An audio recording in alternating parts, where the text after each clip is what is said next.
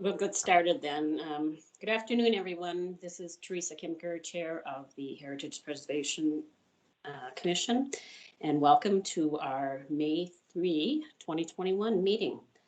The Heritage Preservation Commission reviews applications for projects at heritage sites or within the heritage districts of the City of St. Paul, and it also serves as an advisory body to the Mayor and the City Council on municipal heritage preservation matters for the city.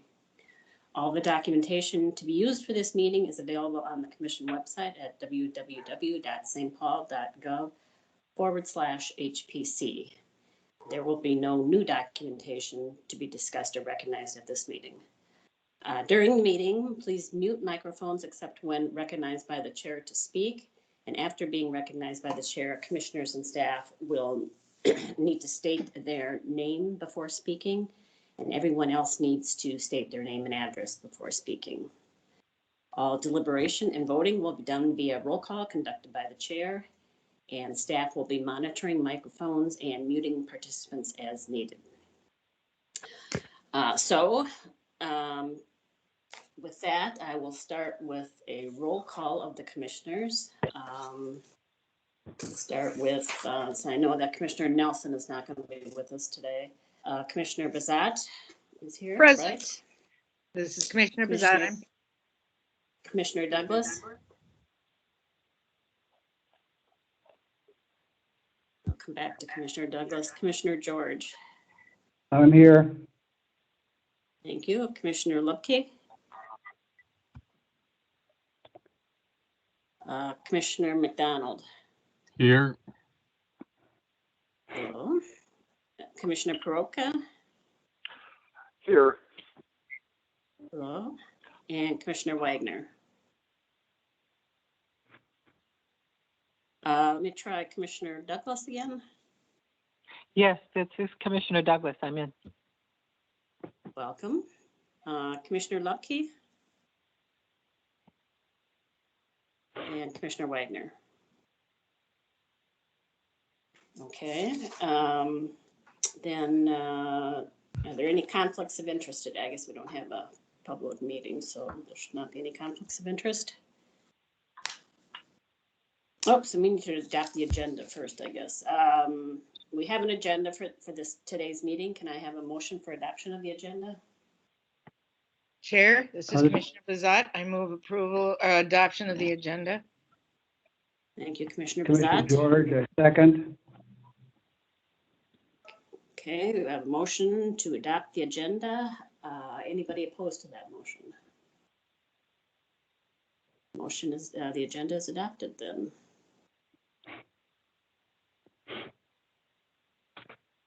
And just to, let's see, then we have minutes for the March 22 HPC meeting.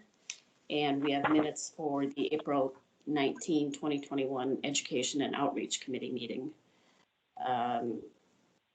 Can I have a motion to adopt those minutes and state that they are true and correct, and that the minutes should be adopted? Chair, this is Commissioner Bazat. I move approval, if we can do it as a clump, of the minutes from the March 22nd, 2021 meeting and the April 19th Education and Outreach Committee meeting as true reflections of the meetings. Okay, thank you, Commissioner Bazat. And a second for that motion? Commissioner Douglas, I second. Thank you. Any opposition to that motion? If not, those minutes are adopted.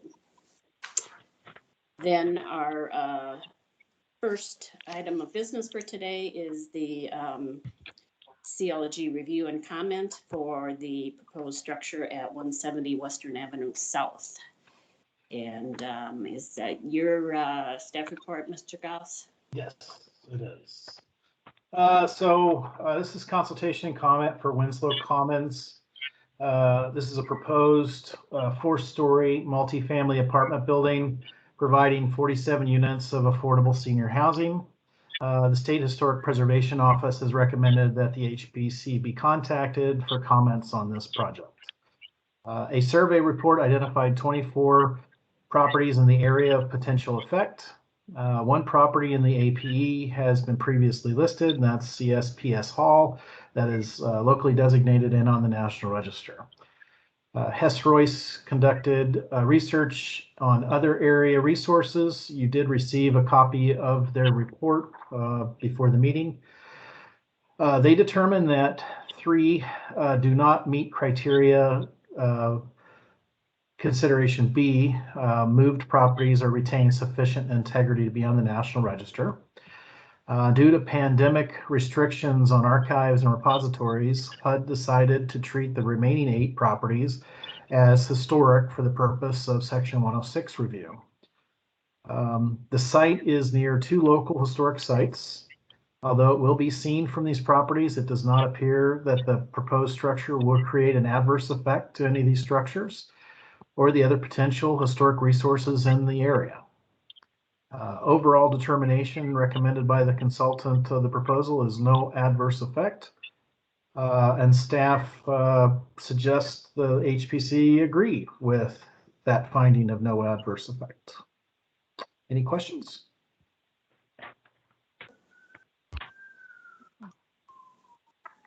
Any questions for staff? I had one question about the Section 8. Should I, is there going to be a presentation by HUD and others, or perhaps I believe they're available to ask questions if you want to ask them the question. My understanding is that this is the Section 106 review has been sparked because of financial mortgage refinancing, things like that. It's not a building of the building, but the refinancing. No, I understand that, and I just had one question about a statement in the memo, and I don't know anything about this, so I will posit my ignorance immediately, but it had to do with what does transferring Section 8 housing vouchers from another building mean? And more specifically, does that mean that the building from which the vouchers were transferred will no longer have those Section 8 vouchers? This is Carrie Munson with HUD. I can answer that question. So the property where the Section 8, project-based Section 8 is right now, the owner is opting out of the Section 8 HAP contract. All Section 8 residents will receive vouchers, or they can move to the new location. So it's their choice whether they want a voucher. If they move to the new location, then they would remain under that project-based Section 8 contract. If they choose to get a voucher, then they can move with that voucher. But that's, but they would be losing. They would be losing the residents in other words, if they're not currently seniors, they wouldn't be eligible for the senior affordable housing. All of the residents are able to move. Okay. I just had this vision of transferring one set of affordable housing units to another, leaving the former people stuck. But yeah, I mean, some people prefer not to have the voucher and feel that it's not as secure. That's not necessarily HUD's viewpoint on that, but they remain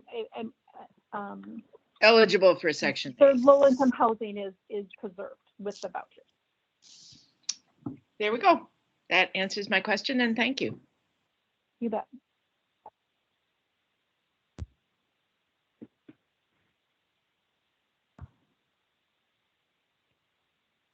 Any other questions of staff? Chair, we should go through the roll call so we make sure that. Oh, yeah, you're right. I'm sorry. Let's go through the roll to see if there's any other questions for staff. Commissioner Bazat? I actually had one question, but it had to do with the Hess Royce report. on potential eligibility of some of the buildings they reviewed. If there are gaps in their report for eligibility, how do any of these recommendations that these properties are eligible get followed up by any sort of survey or more intense research, or won't they? Hi, this is Rachel Peterson with Hesperus and Company. I'm here with Jenna Remford, who wrote most of the report. Oh, hi, guys. Hi. And our address is 100 North First Street in Minneapolis, if you need that. But as far as for a Section 106 review, it's not planned that this would be followed up with any additional survey. What SHPO has been doing recently is kind of creating this other category of properties that are determined eligible for a project review to allow that review to move forward. And then if in the future someone else would want to do more research, and for a potential tax credit project or what have you, then our research could form the base of an eligibility argument, but wouldn't be that. It's not an official determination of eligibility. No, I understand that. That was mostly a question to the city staff about whether or not any follow-up will happen. But yeah, there were a few gaps in it, and so I ended up writing myself some notes on the report. But thank you. Sure.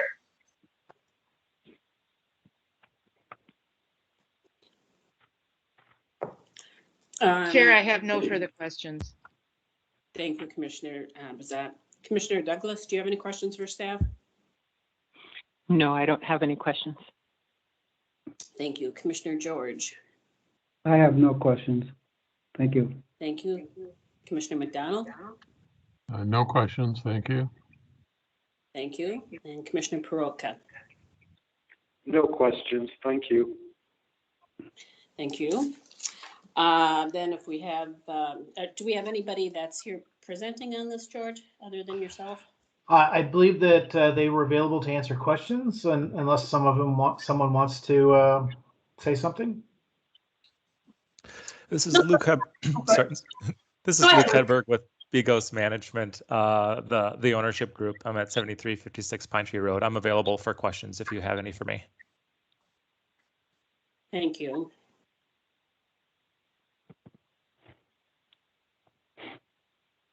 If none, I'll entertain a motion to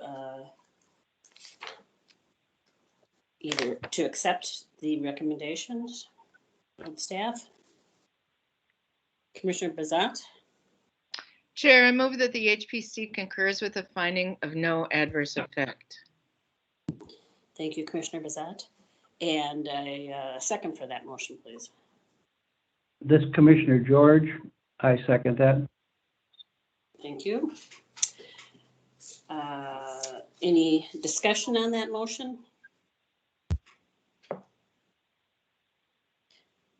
So once again, I'm going to go through the roll call again, just to make sure that we give everybody an opportunity. Commissioner Bazat, any questions or comments on that motion? Or any discussion on that motion? Nope. Thank you. Thank you. Commissioner Douglas? No. Thank you. Commissioner George? No questions. Thank you. Thank you. Commissioner McDonald? No comments. And Commissioner Peroka? No comments, thank you. Thank you. Well, then I will call for a vote on the motion. Commissioner Bazat? Aye. I support the motion. Thank you. Commissioner Douglas? Yes, I support it. Thank you. Commissioner George? Yes, I support the motion. Thank you. Commissioner McDonald? Yes. Thank you. And Commissioner Peroka? I also vote yes. Thank you. The motion passes. And then with that, then our next item of business is the discussion on justice and equity in historic preservation based on that YouTube clip that was sent around to us earlier. So, Did you recentering the margins, justice and equity and historic preservation. It was a virtual research symposium sponsored by the University of Maryland School of Architecture, Planning and Preservation. The symposium highlighted historic preservation research and activism centered on advancing justice and equity. And we had 3 questions. One, are there counter narratives that should be developed and adopted for St. Paul? And counter narratives were discussed during the presentations. Basically, are there other groups out there that we need to also be preserving and talking about their story? 2, how can we contribute, inform, and work towards a more just and equitable field in historic preservation? I think that's a question we've kind of been dealing with almost a year now. And 3, will historic preservation result in a process of healing or in the perpetration of injustices? Yes. So, Commissioner Nelson could not be with us tonight. He sent me some comments. I forwarded those to you. I don't know if we want to read all of those into the record. I don't know if that's necessary. This is just a commissioner discussion. So, thoughts?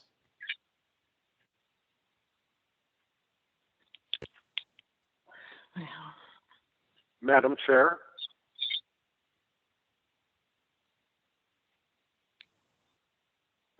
Madam Chair, this is Commissioner Perotka. Sorry, I had myself muted there. I apologize. Commissioner Perotka, yes. Yes, thank you. I do have a few thoughts and comments. I have watched this presentation twice, and there were a few things I picked up on. One of the panelists was talking about diversity, underrepresented communities, new voices, and awareness. But at the end of the panel discussion, the only caller or listener with a question asked a question about where does the disabled community fit into historic preservation. And the panelist who was discussing awareness actually represented no awareness about this and thought it was an access issue to museums. I kind of thought that it was, and to one of the panelists' own admission, they're the same small group of preservationists who have been talking to one another for over 25 years, kind of thinking that they still are talking to one another. I think they were in good faith, but I really didn't find anything that I could hold on to. I was impressed with the work that doctors McGregor and Roberts were doing, but as a member of the queer community, I did not see much of a trust building with, but it did seem kind of like an academic bubble. And a lot of terms they were using, like public history, were assumed that there was an agreed upon definition. I have no idea what that means, along with a lot of the other terms that they were using.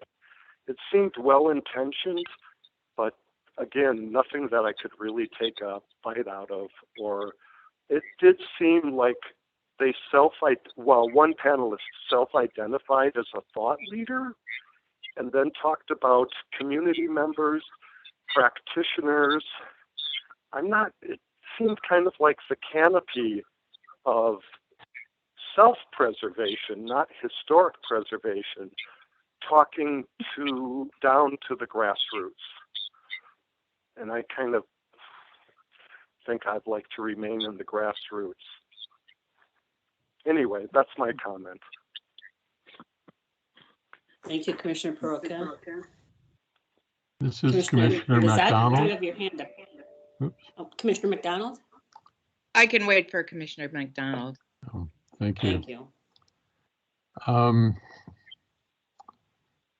After viewing the symposium, my first takeaway had not much to do with content, but enormously to do with common language. It just seemed to be sort of inbred and inexplicable to a lot of people, including me at times.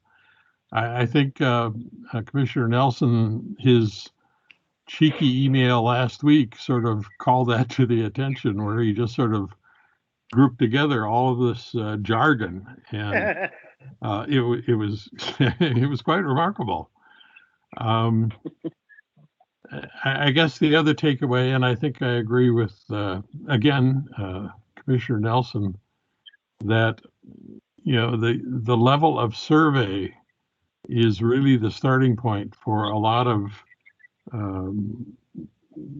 dealing with these issues, and who makes those decisions and how they're made and where the funding's coming from, I think are significant.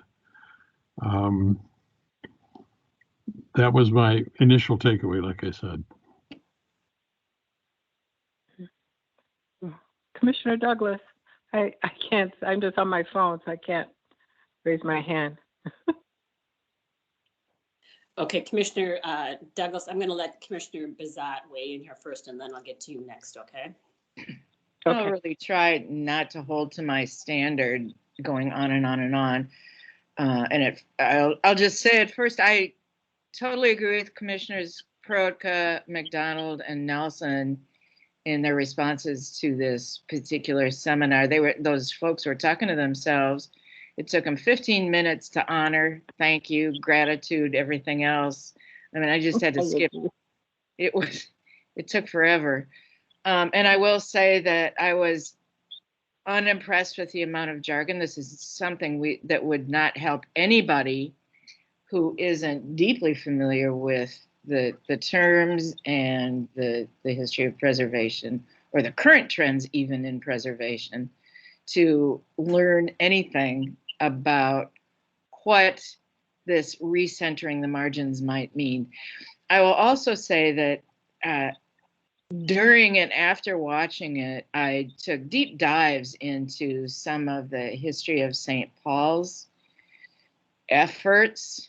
I think that we have all talked about the issue of equity within the city of St. Paul, and how both the preservation community and the city government need to work together to find ways to create a community of grassroots, thank you, Joe, Commissioner Peroka, grassroots preservationists. And one of the initiatives that was formed back in the early mid-2000s, about 2006, 2007, was something called Invest St. Paul. And its focus was on underrepresented neighborhoods and neighborhoods where housing was in trouble because of either quantity or, more likely, condition of the residences. And I just didn't hear anything about this. I will also say that I think I hadn't realized how fortunate I was when I attended those 3 conferences last summer, the one that was dismantling preservation, the one that was the National Alliance of Preservation Commissions, and the Minnesota Preservation Conference. All 3 of those had far more detailed and interesting ideas about how people in other cities have approached this particular issue. And one of the things that was my takeaway, I had to print it out because this phrase struck me when at the conference: we cannot continue to ask people what places they value and then ignore what they tell us because those places fail to meet our standards. So I think as an HPC, this was not a very helpful, in fact, it was rather troublesome as a presentation, because I think it moved us back, would have moved us back into the whole jargon, doing the same thing just with different communities. And I think St. Paul and the HBC are in a place where we've been striving and talking about how do we engage more and more people in the activities of preservation. And I didn't get anything out of that that would help us focus. I think some of the other things, that other set of presentations we saw was much more helpful and interesting and engaging. And so, yeah, I pretty much got negative stuff out of it, but in a way that's good. It's like, okay, it feels in a way that the HPC is on a track to move forward much more quickly than we might think we are. So that was kind of positive. Thanks. Thank you. Thank you, Commissioner Bazat. Commissioner Douglas? Okay, so my observation was that I thought the Professor Louis Hoyos, was it? He said he taught architecture and historic preservation, and you know, I assume he's teaching in in 2021. And I was just thinking back when I was in school, it's been over 40 years ago. I mean, they didn't teach any diversity in architecture when I took classes in architecture. And I'm just it's really interesting that all these years later, they're still not teaching it, because it said that, well, and I remember when I was in school, I mean, it was European architecture and American architecture, and I had to take a lot of art classes, but it was European art and American art, and nothing covering pretty much other cultures. But it's just amazing that still, well, I don't doubt it. I know how that is, because when I was teaching school, we weren't teaching, other people's histories and cultures, but it's just really interesting. So the kids that are coming out of the School of Architecture today are not getting that information either. I mean, unless they go on their own. I think he was saying that they had to, go online and stuff. And there's a lot of information online. And then I think he was saying, like, some of the professors were not acknowledging that, and they need to, because, so I just thought that was very interesting. But then also I wanted to answer my answers to the question. So question number one, I was saying, yes, there should be more narrative, certainly for the Native Americans, and especially in Minnesota. This is Dakota land, so we need a lot more history and preservation of the Dakota people, the Ojibwe. So the people's preservations and their history should be told. The Mexican Americans in St. Paul, the history, they've been here for over 100 years, so their historic preservation should be, I think they've been left out. The African Americans, our history and preservation, we did the context study, so hopefully, we're trying to get some of that done. Also, the Asian Americans in St. Paul, their historic preservation should definitely be preserved and their history told. The Hmong people, there are so many other histories that, and I know as an educator and, in elementary school, I taught for 16 years and we would try to bring it in, but it's not part of the curriculum. Hopefully maybe today it is. I doubt it. But, and then let's see, also, what was I thinking? So then I'm going on to number two, the question. So I think that through education and recognizing these other cultural histories and places and preserving them, that would answer that question. And then number three, if we actually do number two, what I just said, I think it will change. So that's what I wanted to say. Thank you. Thank you, Commissioner Douglas. Any other discussion on this topic? Commissioner George, did you have anything to weigh in on this? I really don't have any more to add at this time. Thank you, though. Thank you. The only thing I would add is just teeing off a little bit on what Commissioner Douglas was just saying, and that is,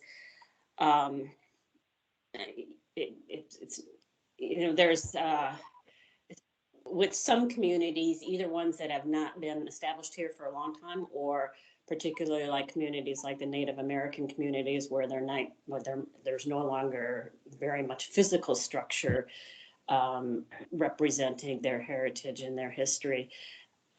But I think we need to start thinking more creatively on how we can still effectively recognize that heritage and that history within the city without having, a building that says, this represents it. So it's just a reminder that we need to think about it. It's not just preservation of buildings, it's preservation of heritage. And we need to figure out new forms that can take, and because obviously, if I may, mostly looking at I just buildings. Wanted to add. I just wanted to add to that because there are so many historical places that do still exist. And like when they just renamed Lake Calhoun. Bade-Makaska, and then there's the mounds here in St. Paul. There are all kinds of historic places that the Native Americans know that still exist.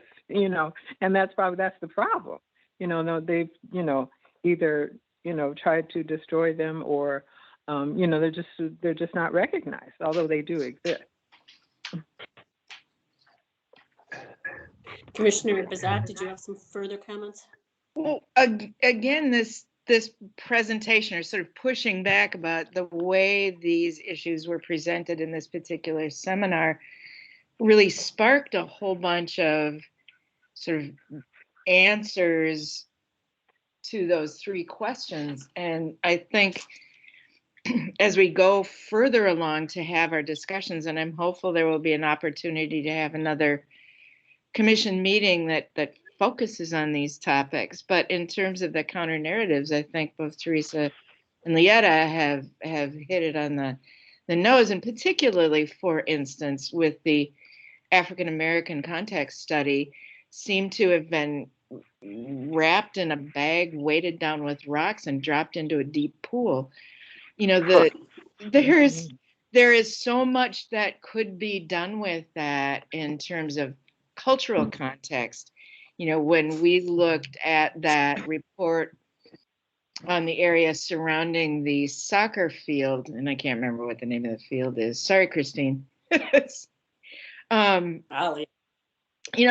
Hamlin Hotel came up in the discussions about things that were missed as important cultural locations.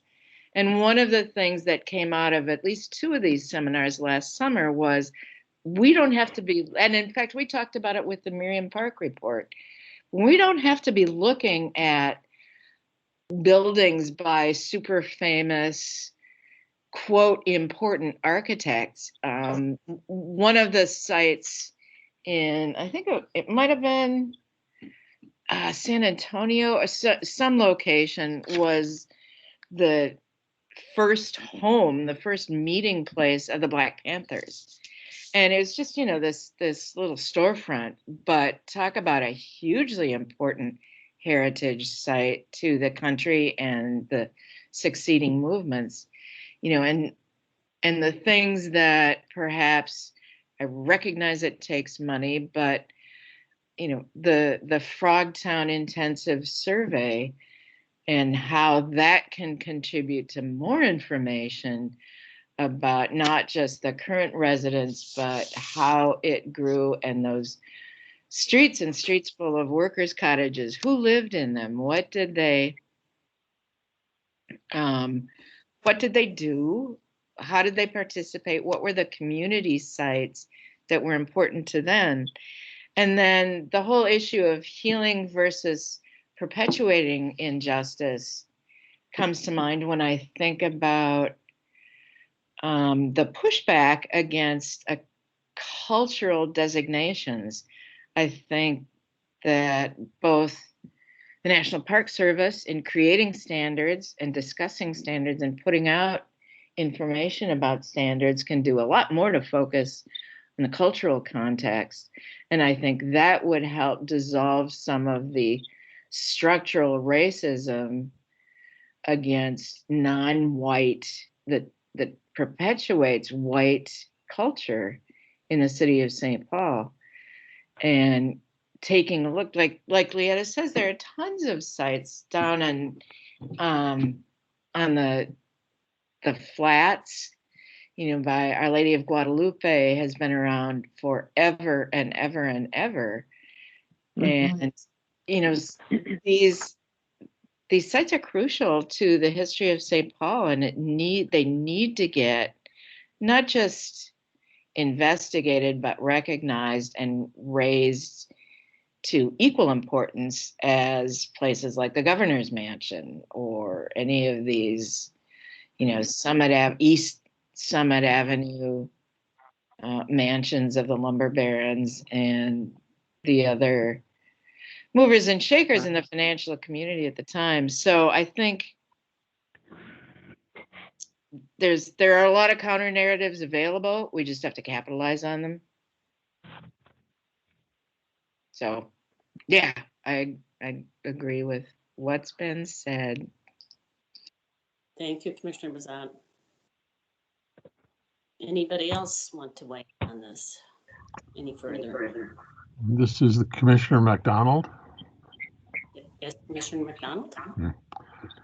Yeah, maybe as a sidebar, but it might be interesting to note that MnDOT, the Department of Transportation, has had a lot of collaborative projects with Native American tribes, and we've been fortunate to work on several. Currently, with the Mille Lacs tribe in and around Mille Lacs Lake, and also with the Leech Lake tribe. Some are significant in terms of archaeology, which is a whole different matter.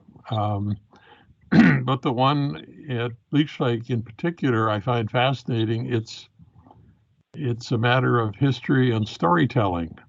There are no archaeological implications for the site we're working on, but it's the scene of a historic battle on Leech Lake.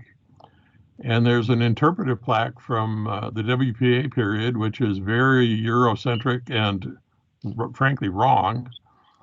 And we are working with the tribe and MnDOT to develop a new interpretation for the site as we speak. And so the interpretation will be, in addition to the WPA work, it will be of the Native American response to what happened in the 19th century there. So I think there are some positives that we can take, but it's a matter of listening. For instance, we're learning to our amazement that the sense of time and history in the Native American community is very different than ours. It's not linear. It's not by calendar. It's more esoteric than that, which also makes it very difficult to interpret, which is why we're doing it as a collaborative effort. So at any rate, I thought I would just inject that. That's an interesting point, because that's like Louise Erdrich's books aren't necessarily linear stories. Mm-hmm. They're written very much from the perspective of her community. And I mean, MnDOT had a huge wake-up call when they were redoing a bridge on Highway 23 up near the Fond du Lac Reservation, where they discovered by accident that they were digging up an area that had been a burial ground.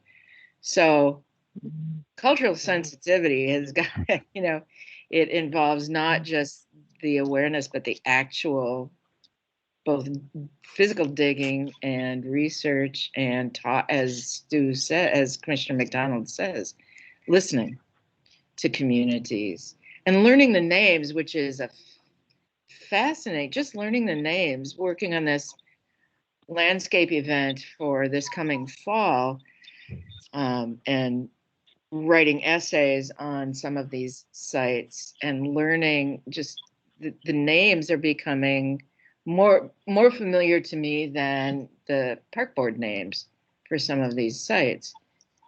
And the signs that are going up, for instance, along the Bruce Vento Nature Sanctuary, simply noting you are on Dakota land. So that sort of sensibility needs to come into play with the physical preservation of buildings that may not look like spectacular architecture, but are hugely important culturally.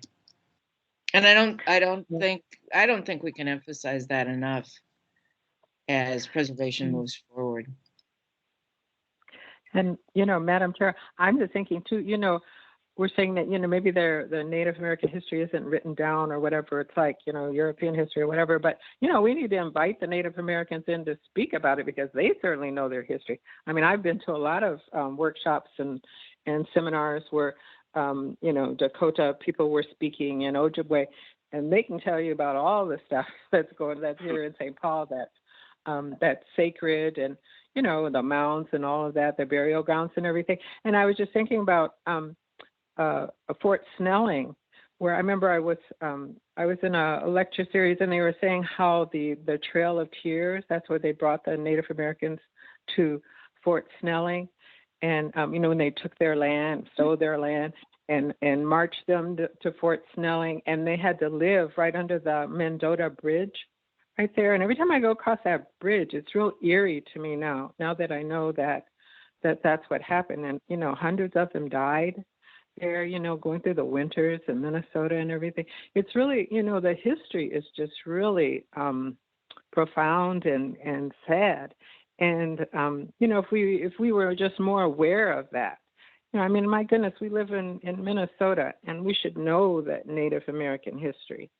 I was at a workshop or a gathering that we had, and there was I believe he was Ojibwe, the man, and he stood there and he told the people in the room, it was a little gathering, they had food and everything, and he said, I just want to welcome all of you to my land.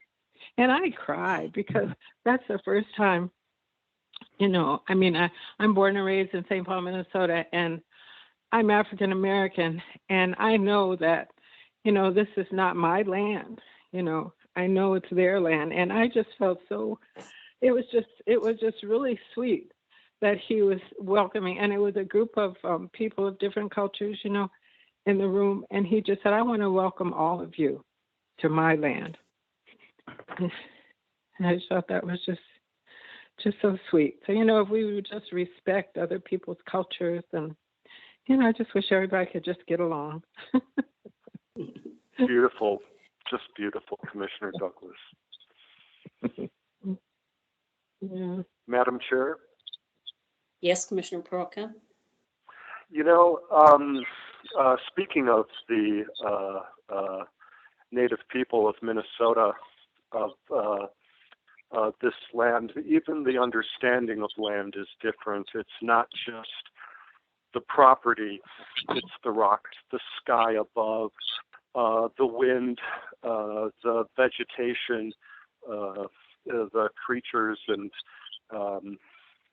everything. But I would just also point to the recent historic Dakota land return involving the Lower Sioux Indian community as a good first step. And that seems to be what, a lot of Native communities have heritage and preservation commissions of their own, and we might. I certainly would be interested in hearing from them, and but yeah, the historic Dakota land return involving the Lower Sioux Indian community, I think, is significant, and says that at least in Minnesota, we're doing we are starting to look in a different direction, but it's going to be a long, long road. Thank you. Thank you, Commissioner Peroka. Any other discussion on this topic? I'll just run through the roll call one more time just to make sure. Commissioner Bazant? Nothing more, thank you. Thank you. Commissioner Douglas?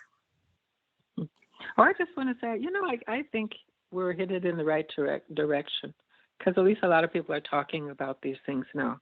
And, it's taken all the way till 2021 for people to, wake up and try to understand and respect and recognize other cultures and their historic preservation and presence. And I just think it's, it's looking up. I think things are going to happen. Thank you, Commissioner Douglas. Commissioner George? I would just like to say that, yes, thank you. I would just like to say that listening to everyone's comments and thoughts about preservation, whether it be the building or the land or the people that have moved here and so on, has been very, very well done. And I appreciate everything that the people that fellow commissioners have said regarding this issue and this situation. And it's just a very almost touching at times to listen. And I thank you all. Thank you, Commissioner George. Commissioner McDonald, anything further? Nothing further, thank you. Thank you. And Commissioner Peroka, anything further? Nothing further, thank you. Thank you.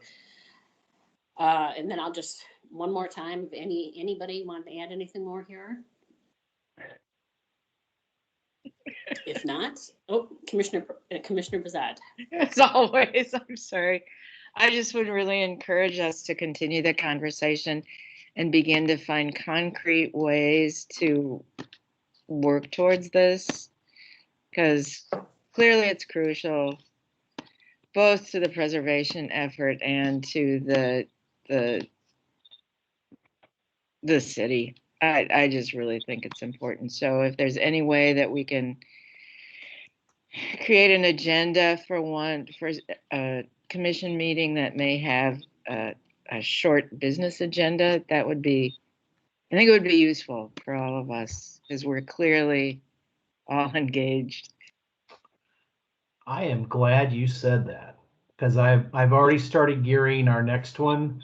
I have been finding a lot of very interesting articles, so it won't be anything that you just sit and listen to. We're going to have some reading to do, but I have a couple of real interesting articles about actually taking action and how we can do that. And then I think we'll follow up sometime in the fall. Education outreach, we're going to do this some sort of preservation fair, and I think we're going to try to have another kind of listening session conversation about where we're at and where we've kind of the journey we've taken this past year. So I will start sending some of the reading materials out in advance, because some of them are large. So Yay, thanks. Sounds good. All right, if there's nothing more, I would entertain a motion to adjourn.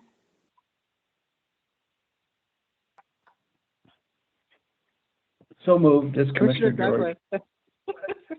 Douglas. Commissioner George, thank you for moving. And Commissioner Douglas, did you second that motion? Yes, I'll second. Thank you. Any opposition to that motion? If not, we are adjourned. Thanks, everybody. See y'all later.